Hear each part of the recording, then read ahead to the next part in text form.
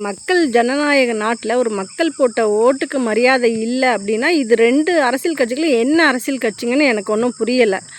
ஒருத்தரை வந்து பழி தீர்க்கணும் அப்படிங்கிறதுக்காக ஒரு பழமொழி சொல்லுவாங்க கிராமத்து சைட்லாம், எனக்கு 2 கண்ணு போனாலும் பரவாயில்ல, எதிரிக்கு ஒரு கண்ணாவது போகணும் அப்படிங்கிற மாதிரி ஒரு ஸ்டாண்டில் நின்றுட்டுருக்குறாங்க. ஒரு மக்களுக்கு வந்து அவங்க உண்மையாலுமே மரியாதை கொடுக்குற அரசியல்வாதிகளா இருந்தால், உண்மையாலுமே வந்து தேவையில்லாத வாதம் சொல்ல விரும்பலை. நல்ல ஒரு ஒரு அரசியல்வாதிக்கும் வந்து அவங்கவுங்க சுயநலம் மட்டும்தான் முக்கியம். மக்கள் எக்கேடு கெட்டு போனால் என்ன? மக்கள் யார்? நாம்பளாம் யார்? குப்பை தொட்டியில் கிடக்குறவங்க. நம்ம என்ன நிலைமைக்கு ஆளானா என்ன? எப்படி போனால் என்ன? அவங்க வந்து ஆட்சிக்கு வராங்களா? சொத்து ஊருக்கு வாங்கி குமிக்கிறோமா கோடிக்கணக்கில்? நல்லா வாழ்கிறோமா? நம்மளோட வாரிசுகள் நல்லா கஷ்டப்படாமல் வாழ்கிறாங்களா?